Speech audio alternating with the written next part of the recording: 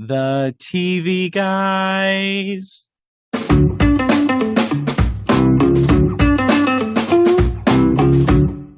Hey everyone, welcome to the TV guys. I know you might have missed it, but we actually had a couch gag during that intro. So sorry that you didn't get to see it. It was really funny. I'm Matt. I'm Brian. And we're today going to talk about animated TV shows. And not just animated TV shows, but animated TV shows that you wouldn't let your kids watch. Or if you did, you might not be a great parent. I mean, I've let my kids watch The Simpsons, so I'm not a great parent. But, I'm talking about you guys. See, I don't think that the shows, especially The Simpsons, is pretty tame. Like, there's a wide range of like the inappropriateness of some of these shows. But Yep. I think this is just jumping right into my take on this. Is that animation for so long had like the stigma of it's only for kids TV, and some people still think that like, oh, animation should only be for kids TV, and so sometimes The Simpsons might be like on the same level as like Friends or The Office or some of those things that make those kinds of jokes. Yeah. And my mom, like, I was one where my mom was like, I don't know if I want you watching Simpsons. And like, come to find out years later, she just didn't like the humor of it. So she just didn't want it on in the house. Yeah. But she'd be like, oh, it's not so good. Because she would watch Friends, once it was on reruns, she would watch Friends. And I, one time, because I'm like, you let us watch Friends, but you don't want us to watch Simpsons. So I like took note of every objectionable thing in a Friends episode versus every objectionable thing in a Simpsons episode. And like Friends is about 3 or 4 times worse. And then I brought my findings to her and she's like, I just don't want you watching it. I'm like, okay, fine. Just throw my data out the window. My hard-earned data. See, that's what I mean. Like some episodes of Friends are worse. There's some episodes of Friends that are very inappropriate, and it's like, but people have this thought of animation is for kids, and so when they even like the hint of inappropriate jokes, oh my gosh, this is so bad, and Yeah. and it just gets a bad rap. So you 90s kids, raise your hands right now if you're a 90s kid. I can't see that, so I don't know if you did or not. But if you grew up like watching TV in the 90s, you probably got some animated shows that were for kids, but they had just started toying with that line. Because I mean, like Simpsons was the first from what I can tell, that really was like, this isn't for kids. It's not terrible, but it's also not for kids. Where like there are some shows that you're watching that you're like, wow, there's some really adult things in here, but they're very hidden. Like Animaniacs had a lot of different adult jokes. Cat Dog, Ren and Stimpy's, Rocco's Modern Life is like the poster boy for this. It's like, yeah, it's a kids show, but they had like a Shining episode, and you're like, there's no kids out there who are watching The Shining. What are you doing, Rocco's Modern Life? Nickelodeon in general always pushed the envelope more than Disney Channel did. Like those are kind of like the two halves of like kind of kid and teen cartoons and live action for that matter too. But Nickelodeon always wasn't afraid to push the envelope a little bit more and kind of deal with more complaints than Disney was. Yep. So let me put it to you this way, Brian. Let's start in this direction. I know we brought up Simpsons a lot, but we can come back to it if we need be. What would you say might be one of the top shows that's animated shows that's geared more for adults? So you're like, this is my go-to, the one I love the most. It's hard, I know. It's a hard question. Yeah. Quality wise, I would go for Futurama. I think is my favorite. Futurama is really good. Futurama is Matt Groening like perfected his craft with The Simpsons, and then about 12 years into his tenure of that show being on the air, maybe a little bit less, but he put the Futurama on the air because it came out in '99. So yeah, it would be 11th season of Simpsons. So he put Futurama on the air, and it was very clear that like this was from a guy who's already done this a lot and knew what he was doing. And so in creating this new show from scratch, which actually had a really clever hook, the hook of Fry being in the year 3000 from the past, that's a really smart like hook to have for show. Is intriguing right off the bat, and lots of good characters as well. And so I agree that Futurama is a very quality show. Futurama is the show that doesn't die. It's been canceled like 4 times, and it keeps coming back. It's going to have a reboot soon. Yeah, and this whole time, Simpsons never had to have a reboot because they're still on. But I think so. Futurama isn't as popular as The Simpsons. I think it's partially because the longevity, and also The Simpsons are more accessible. It's like, oh, it's a family. Yep. Whereas Futurama may have like, oh, why is there an alien? What's this old guy? Why is he calling him his uncle? Like, there's like so much like kind of more sci-fi to it than The Simpsons. But Yeah. the jokes hold up, and I just think of a lot of moments. There's like Zoidberg, like for the still to this day. Technically, my YouTube channel is called Zoidberg Fan 430 or 43. we we should do a Futurama episode because maybe even like the best moments of Futurama because there's some really good ones. Like there's some emotional moments they were able to do. There's some like really funny. I love the song that they do about the bureaucracy one when Yes. they're trying to sort everything. Hermes, yeah. Yeah, I am Bender. Please insert girder. Yeah, because Bender had gotten like a microchip or like some robot version of Hypnotize where he wasn't his quirky self.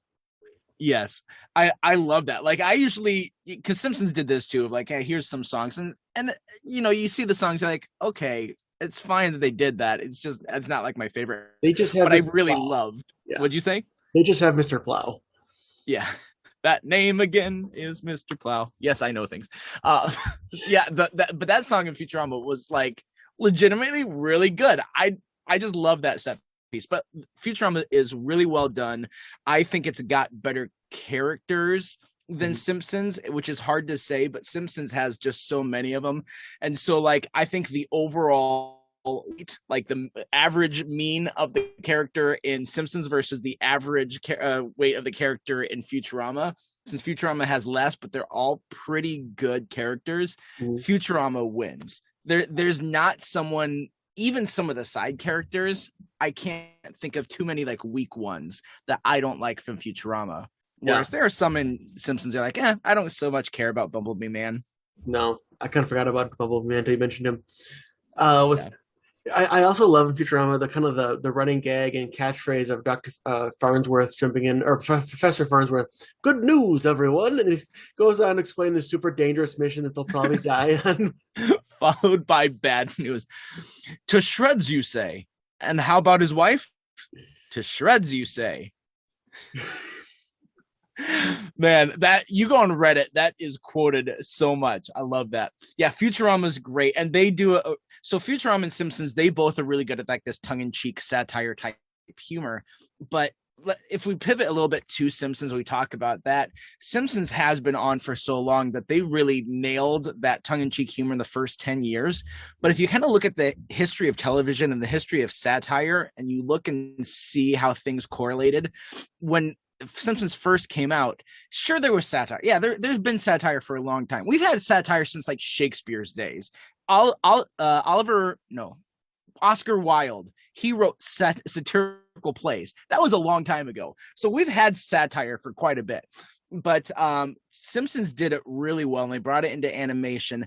But I feel like satire went through like this adolescent stage in the last 20 years where I don't want to say it became more accessible, but it almost feels like that's the case because like Daily Show was on, and so we saw satire suddenly hit the news circuit, and we saw like Scary Movie came out, and then there's like, oh, that was a cheap parody movie. Well, we can just pump out a billion of those. They had like disaster movie, superhero movie, vampires suck, all not another teen movie. They had all these that were like cheap satire parody type movies. They all suck. And they did, a lot of them did, and it kind of diluted the value of satire. And now like we've got what there's a quote on from Community where Troy says there's a time and a place for subtlety, and that time was before Scary Movie.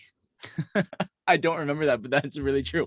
But I mean, there still is good satire today, but it's just so accessible to us. It's so easy. I said I didn't want to say accessible, but here I am saying it. It's so easy to find, especially with social media, because there's a lot of people out there that maybe they don't have like a show, but they're able to catch on to satire pretty well, and they'll post that on Twitter and all that sort of stuff.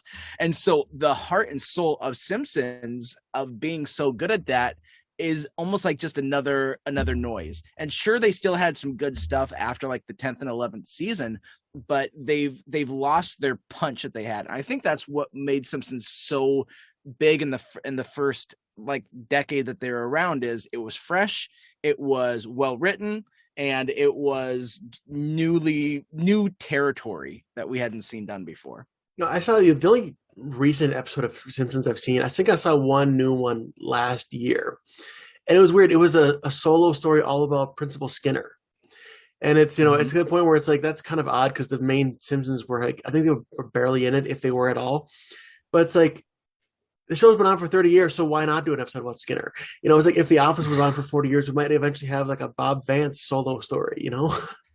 I mean, all the characters have had kind of their own. Like Skinner actually had one, even like the fourth or fifth season, where it's, you come to find out that Skinner is not actually Skinner. He took the name of like this other Skinner, and he like the mother isn't actually his mom. And at the end of the episode, like they decide that the real Skinner that they don't like and the fake Skinner that we know is the one that they want to be Principal Skinner. And so it's at the end of the episode, they're like, and we'll never talk about this again. And I don't think they do. I haven't seen them bring it up another time because it completely wrecks the canon of the character.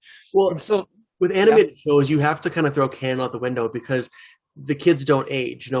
yep. Bart Simpson would be older than us because he started the show at like 10 years old. Especially when you have themed episodes like around, say, Christmas. They've had a lot of Christmas episodes. So it's like if you just count up the amount of episodes they've had at Christmas, that'll give you a real age of them. You're like, you wouldn't have all of this happen at the same Christmas, obviously. Yeah. Well, yeah, Simpsons started in 89. You and I were both born in 88. So basically, we're Maggie Simpson. Yeah. Yep. Maggie's our age. That's true. Mm-hmm. So Simpsons is good. If you are like maybe about 10 to 15 years younger than Brian and I, you might be like, why are you guys spending so much time talking about Simpsons? It hasn't been funny for so long. And I get it.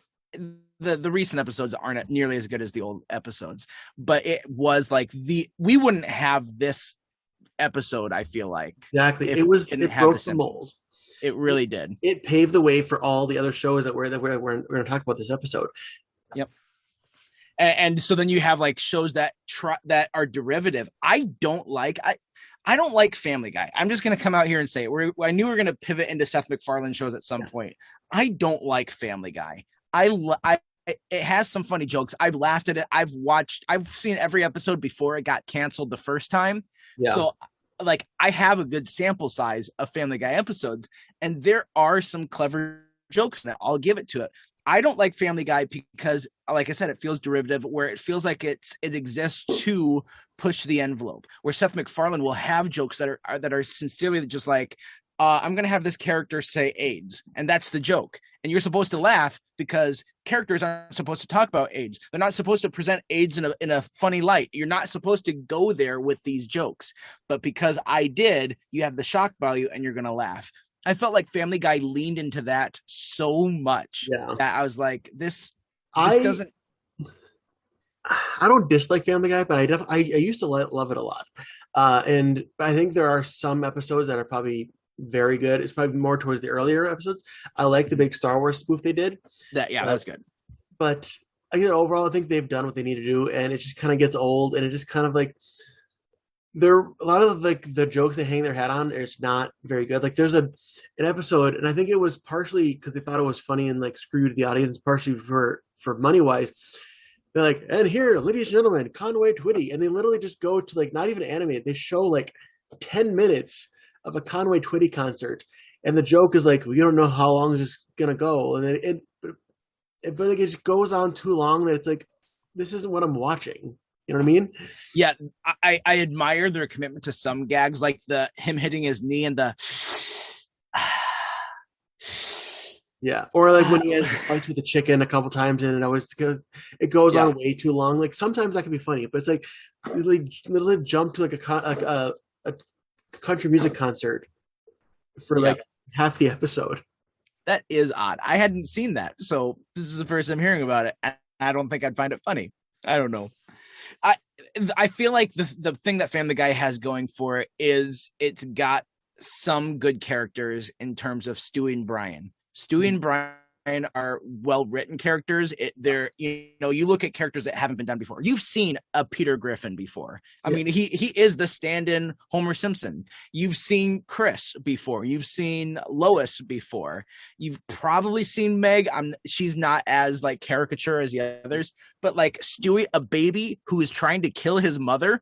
That is a weird choice, my friends, and they commit to it. And I have no problem with them committing to something so absurd. but you Yeah. know, it's for the most part it is kind of derivative, and I don't like that. And it's like all of Seth MacFarlane's stuff has a piece of that that's a little derivative. Stewie and Brian stories are the better episodes. And Yep. also, I'm guessing, just showing you, I'm guessing you hate Quagmire. Yeah, I mean, I get the joke. It's like I don't hate him just because he's perverted, because like I like, as weird as is, the old creepy pervert guy. Herbert, yeah. Yeah, Herbert, he's funny, but Quagmire is annoying. You know, he just kind of gets, there's too much Quagmire in the show for me. Mhm. Yeah. I do like also the scenes with the four guys, with Peter, Quagmire, Joe, and Cleveland, when they're sitting at the bar.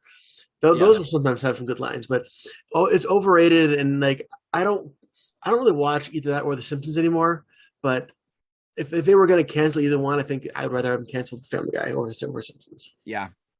So a show to me that does the let's push the envelope and let's talk about taboo stuff, but we actually make good jokes about it, is Archer. Archer does a really good job of handling like weird subjects and weird jokes. Like there are some jokes that you're like, holy crap, I can't believe they went there. But the jokes are really well written. They're written in such a way that it's captivating, it's hilarious, and you're like, I really shouldn't be laughing at this. This is probably a bad, especially as a pastor. I don't think I should be allowed to laugh at this, but like, it's really funny. There's some great stuff with Archer. They've got some great characters. This is one of those shows. I don't always like these type of shows because I do like to be able to root for someone, but this is one of those shows you don't really root for anyone. They all suck in their own way. They're all garbage people, but sometimes that's really funny. I can't handle It's Always Sunny in Philadelphia because they're all garbage people, but for some reason it works for Archer and I like it. It sounds like, and isn't there a lot of connective tissue between Archer and Arrested Development? And that's kind of the rest of that development's thing too. Yeah, in terms of some casting, we see a number of cast members from Arrested Development make their way into Archer. Yeah, I've still only seen that one episode we did for our switching episodes. We still, we've said that 4 times. We still don't have a good title for that recurring thing that we do. But you gave me an episode of Archer to do, and that's the only one I've seen. In that one, it seemed like Lana was kind of like the straight man who was like the she was the hero of that episode. But I'm Yep. guessing the other episodes where she's not great. Yeah, I mean, if there is anyone who's a protagonist, then it's Lana. But she, you know, she also has her morals compromised. She also it has some self-destructive patterns. The fact that she works for that company shows that she has self-destructive patterns in her life. But there is a great episode. This was the one I almost gave you, but there is one episode where so Archer has an arc where he has, I think it's breast cancer, but he has some sort of cancer. And then he finds out that like when his chemo is not working, he finds out the people supplying chemo are like giving placebos for this chemo to get rich. And he goes on like this killing spree. And it's a great episode because he's like, he looks like he's in chemo too. So he's got like, he has no hair. So he's got like a bandana wrapped around his head. His face is just chalk white. He's got an IV with him as he's going to like these places to wreak havoc. It's a strange mixture of things that shouldn't be funny, but he makes it work. It's a really, really good episode. I might have to watch some of Archer. I've been trying to catch up on shows that we're going to talk about on this podcast. So Yeah. once I don't have like assigned watching, which not then that's bad. I mean, I'm watching Ted Lasso for next week's episode, but At least you don't have to watch all the Gilmore Girls seasons back to back, you know. I would be okay with that. I know you would. um, another one of these shows that I don't think you've seen much of it, but I have to talk about it, which is South Park. I'm guessing you haven't seen much of that, have you? I think I've seen like one full episode, and I'm like, yeah, this isn't for me. I saw half of the movie too, like when it was airing on Comedy Central uncut or something like that. Yeah, South Park is sometimes the most inappropriate, but it's dumb humor, dumb animation, but like they own it. And there are some episodes that are so funny and so absurd, and like the things like for a while they kind of stopped it for a while. And they brought it back was like the whole Kenny gets killed every episode, and kind of like the same thing with the Simpsons. You have to just throw continuity out the window with the show. Yeah. But like one episode it's one of my favorites. I think I may have actually mentioned it on this podcast before. I think that you would like it is that they're at one of these old timey places where like you walk into it and everyone's dressed in clothes like it's 1800s something like that like Sure. if it's for Snelling or something like that, and the place gets taken like it's taken hostage. Like some guys come in, they're holding everybody at hostage, but the people who are in character refuse to break character no matter what. It's like, what do you mean safe? Like they're saying, I'm gonna kill somebody if you don't open the safe. What do you mean safe? That doesn't exist here in the year 1800. And they try to say like, in order to get the combination, they had to be like, can you imagine a future time where there's a box and you have to put a code in to enter it? If you were to imagine that in the distant future, what code would you put in? And they had to present it in a way that they could not break character. While people, I think characters are literally getting killed around them, like in order to give them the code to the safe to get the money and go away. See, I have heard like some things like that where like they tell me the bit of the episode and the pitch of the episode is really clever. Like that is an extremely clever premise. There's a lot that you can do. I mean, even if your writing sucks when you're actually giving them dialogue, just the premise of it is really, really funny. And so I can understand why South Park is still on. I can understand why it has had the cultural impact it has had. But they also like the way that they do satire is they don't have subtlety in the show. There can be some subtlety. Like Futurama, I think of the shows we've talked about, Futurama has maybe the best subtlety in the satire because they're able to mask it in this metaphor of the future.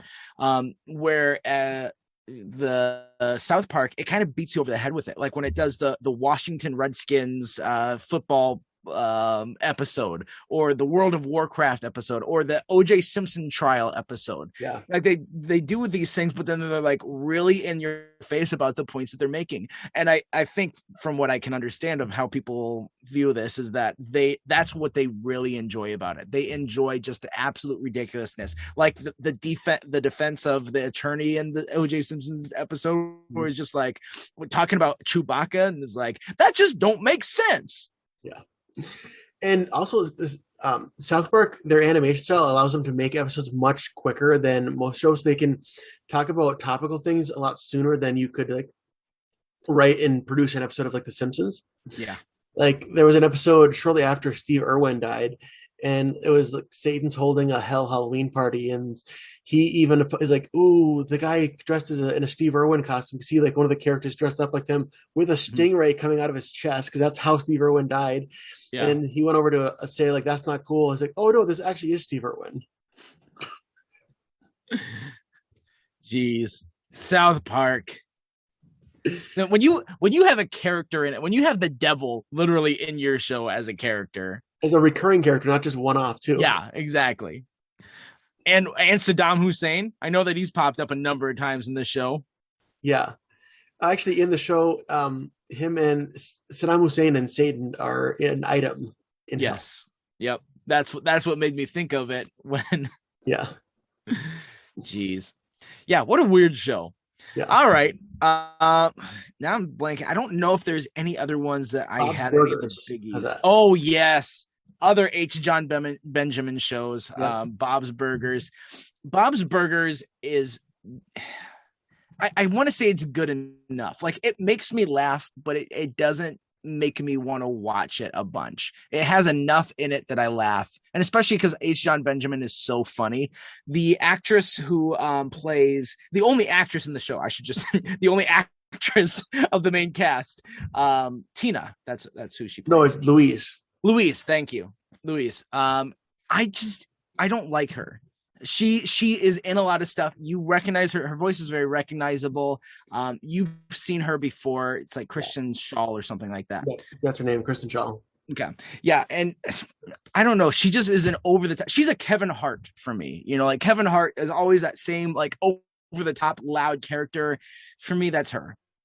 I never am on board for her character stuff. Yeah.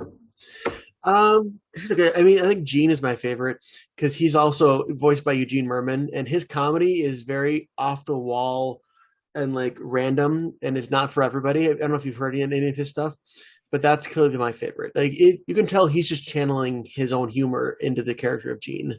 Yeah. And the thing about absurd humor can work. And there are, because it's absurd, it can also not work. There are times when it's like you're being absurd for the sake of being absurd. But at the same time, there are times when that in and of itself is funny. Yeah. So this is one of those, it's like a coin flip of when that absurdity hits for me and when it doesn't. Mm. Yeah. I know you mentioned Seth MacFarlane. I mean, I don't really think we need to talk about him, but I think the Cleveland Show and American Dad are basically just like diet Family Guy. Yeah. American Dad had some funny stuff in it, but it was a neutered down version of Family Guy. I never watched Cleveland Show just because I got Seth MacFarlane out on those two. Well, and then for a while I was like, oh, Cleveland's leaving Family Guy, but not. I mean, he still comes back because the thing with an animated show, you can it Yeah. doesn't really matter who if you bring characters back or not. Yes. Like they wanted to bring it for Simpsons. So the character who died in the Simpsons, I guess they have a couple that have canon died. Like Frank Grimes is one that for sure has died in canon. Gum, the jazz saxophonist Gums, whatever, he has for sure died. But the Maud Flanders is like the one where they have for a little bit. It was just a conflict of what was it, a contract issue or something like that they couldn't bring her back, and they just were like, okay, we'll kill off your character so you can do this other thing. But then her schedule opened back up later seasons, and they're still like, well, they brought her back as other characters. They've brought her back in some one-offs of like ghost stuff, but they've never really retconned that. So South Park did it with the chef character, but that was more of a controversy thing. Do you know anything about that? I know that he left the show when they were making fun of Scientology. Yeah, which, I mean, for the most part, I feel like if you're on that show, you have to be okay with it because like they make fun of everybody across the board. Yep. And you have to be okay with that. And he wasn't, and so he quit the show after that. And the chef was a fan favorite character, and it was very linked to Isaac Hayes. And so their send off episode basically just like completely killed off the character and made him go crazy. And the way they did it was they used previous audio clips from previous episodes and just made them together to have his dialogue for that last episode, and then they killed him off.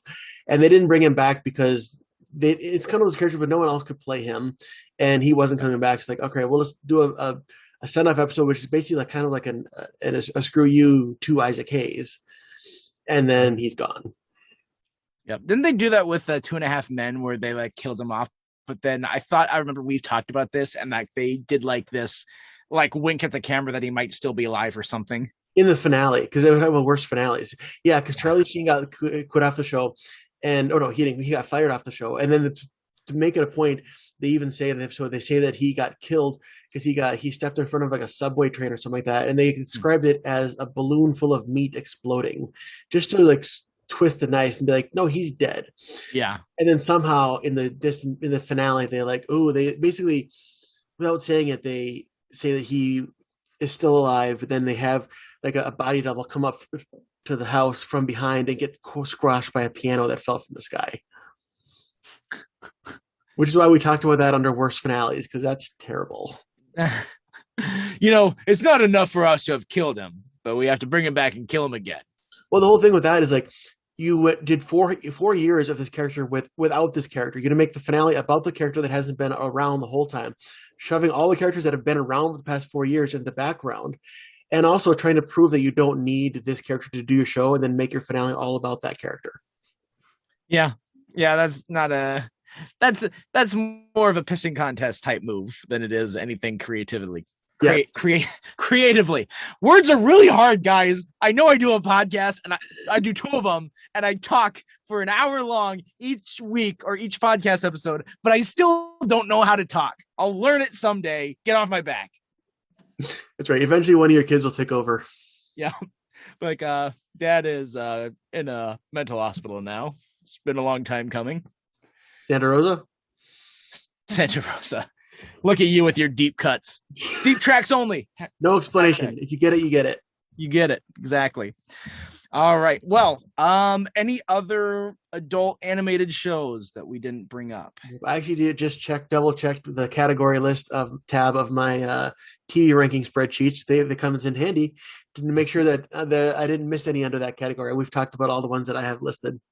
Nice. Yeah, there are a lot of good ones. I can't. Oh, we haven't talked about King of the Hill. I was never a King of the Hill fan, I never but seen enough of it. I'm sure I would like it yeah, enough because Greg Daniels from The Office was a big part of that show, and so I'd be interested in exploring it just for that. yep. The only bit I know, and I've seen it mainly through memes from that show, is Hank Hill is teaching Bobby how to cook steaks, and he says like, "This is how you cook them to where they're medium rare." He's like, "Well, what if someone wants theirs well done?" Well, then we ask them politely but firmly to leave. Yep. I like that one of the characters has pocket sand. I don't know if that pops up in more than just one-off reference, but like throws pocket sand into someone's face when he's in a fight with them. And then of course, Hank's love for propane and propane accessories. Absolutely. Let's see, do you have a trivia for this week, or do you want to go to last week's trivia? Yeah, we can go into last week's trivia while we both act like we had one. I have one I can think of. Okay, sounds good. So last week the trivia was we talked about The Chosen. Great show. If you haven't watched it, go watch it. It's free on the Chosen app. I think it's also on like another streaming service now, but the Chosen app is free and it's got all the episodes. But there was an actor who came to the show and he came out of retirement to be on this show, and that actor is Eric Avari. You might know him from The Mummy. You might know him from Mr. Deeds, and in the show he plays Nicodemus. Great character actor. He's a wonderful actor, and I'm glad to see him. He was one of the best parts of The Chosen so far. Is the character of Nicodemus. Best arc in my opinion. Agreed. So that's what it was. The only actor on The Chosen that I recognize from anything else, and you mentioned Mr. Deeds, that's where I know him from, because Mr. Deeds to me is the number one best Adam Sandler movie. I still think it's Waterboy, but I don't. No, I'm sorry. I think Happy Gilmore. I say Happy Gilmore, then Waterboy, then Mr. Deeds. Mr. Deeds was the last, like, it was the last one that we had before his quality of movies went downhill, and you can see a little bit of like the the chips in the armor coming out in Mr. Deeds, where some of the odd characters that his movies are so known for and they become annoying in other movies, you're like, oh, this character might not actually be as funny. Steve Buscemi is funny as an actor, but you can only get so far being a cross-eyed twit in a movie. I don't know. It's got all the classics. It's got Steve Buscemi. It's got Blake Clark. It's got Rob Schneider, all in cameo roles. I think Yep. Blake Clark is probably my favorite of his recurring characters, who you might know as Sean's dad in Boy Meets World. He's in a lot of Adam Sandler movies. Underrated Yes. actor. He's very funny. Yep. He took over for the voice of Slinky Dog after Jim Varney, who played Ernest, died after Toy Story 2. Oh, I'm talking about voice actors. There are two voice actors who've recently passed away. Estelle Harris, who was Mrs. Potato Head, Yep. and very recently, Gilbert Gottfried, who was Iago in Aladdin, among a lot of other roles. Yes. And the Aflac Duck, if we're talking about lending your voice to something. Mm-hmm. So, all right. What do you got for trivia for this week? Okay, I'll just say one of the shows we mentioned today was South Park, and South Park did an episode where they're mocking two of other shows we mentioned tonight, and they actually have like fictionalized versions of characters from those shows in this episode. So, what two other shows we mentioned were featured in an episode of South Park? I feel like I could guess this. Yeah. So, all right. Well, let us know. We are on Facebook. We are on Twitter. We have an email, which is tvguyspodcast@gmail.com. Look, I know it. Are you There so you go. proud of me? And eventually, we're going to actually have a website. You bet. We're moving up. We are like the Jeffersons. So let us know if there are episodes you want us to talk about. Let us know if there's TV shows we missed. If there's like an animated adult show that you're like, guys, this is so great. We didn't mention any like anime, because anime is more adult oriented, sometimes teen oriented. It's not so much that it's like inappropriate. It's just, they can deal with some heavy topics sometimes. Also, I know nothing about anime, so if we were to do an anime Yes. episode, we would have to have a guest, an expert guest on for that. Yes. And before we should also tell you next week we're going to be talking about Ted Lasso. We're going to bring Paul back on, talk about Ted Lasso. Okay, this is one of those shows that like is not very super well known. You ask anybody about Ted Lasso, what's that show? I'm watching it now. It is fantastic. I seriously love the show. I'm excited to talk about it next week. So, if you were going to binge a show to listen to our podcast, make it be Ted Lasso. Yeah, it's very bingeable because it's only 2 seasons, and like 10 episodes each season. If you're one of those people that you're able to Angie and I, when Stranger Things season 3 came out, we watched all of it over the course of one weekend. If you have that level of commitment to a show, because you're gonna love this show as soon as you see an episode, I guarantee you're gonna love it. That you'll want to watch. I think we watched all of Ted Lasso over the course of 2 weeks or something like that. Yeah, so I would watch it sooner. It says life gets busy. I think it took 2 or 3 episodes for me to really get hooked, but once I was hooked, I was in. And I'm going to give you one other recommendation, because if you're watching Ted Lasso, that means you're able to access Apple Plus. If you have Apple Plus, or you're able to access it to be able to watch this show, I would also give a shout out to the movie Coda that just won Best Picture. It's a really good movie. I liked it a lot. I'd say go watch it, give it a shot. I won't tell you anything about it, but it's really well done. I think it's a good movie. Go watch Coda. But until next time, I'm Matt. I'm Brian. And we're reminding you to stay tuned and keep watching.